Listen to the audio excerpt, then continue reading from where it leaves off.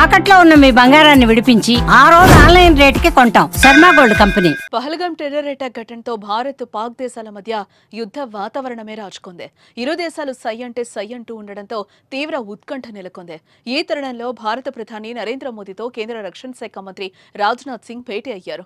దాదాపు 40 నిమిషాల పాటు జరిగిన వీరి సమావేశంలో పహల్గాం ఉగ్రదాడి అనంతరం భారత పాక్ సరిహద్దుల్లో నెలకొన్న ఉద్రిక్తతలు, త్రివిధ దళాల సన్నద్ధతపై చర్చించినట్లుగా తెలుస్తోంది.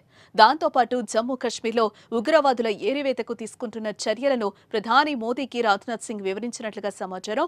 మోదీతో భేటీ కంటే ముందు రాజ్నాథ్ సింగ్ నిన్న భారత army chief Upendra Dwivedi, chief of general staff general Anil చౌహాన్తో సమావేశమయ్యారు. త్రివిధ దళాల యుద్ధ సన్నద్ధత, పాక్పై అనుసరించాల్సిన వ్యూహాల గురించి చర్చించారు.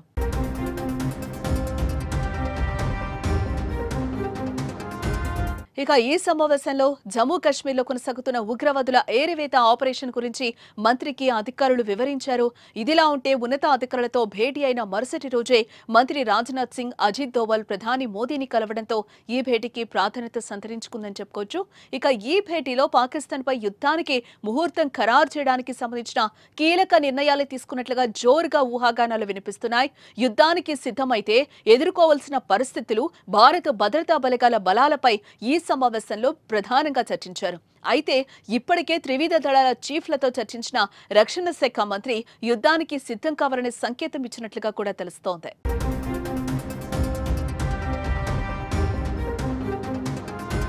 ఇక ఇదిలా ఉంటే మరోవైపు దేశ సరిహద్దు ప్రాంతాల్లో ఉన్న ప్రజలను కేంద్రం అలర్ట్ చేసింది. వరితో పాటు ఇతర పంటలు వేసిన రైతులకు ఆ పంటలను 48 గంటల్లో క్లియర్ చేసి వాటిని తరలించాలంటూ ఆదేశాలు జారీ చేసింది. పంజాబ్ సెక్టార్లో 530 కిలోమీటర్ల మేర విస్తరించిన ఇండో పాక్ అంతర్జాతీయ సరిహద్దుపై ఉన్న జీరో లైన్ను, భారత్ వైపు ఉన్న సరిహద్దు కంచెకు నడుమ ఉన్న పొలాల్లో కోతలను 2 రోజులుగా పూర్తి చేయాలన్నారు.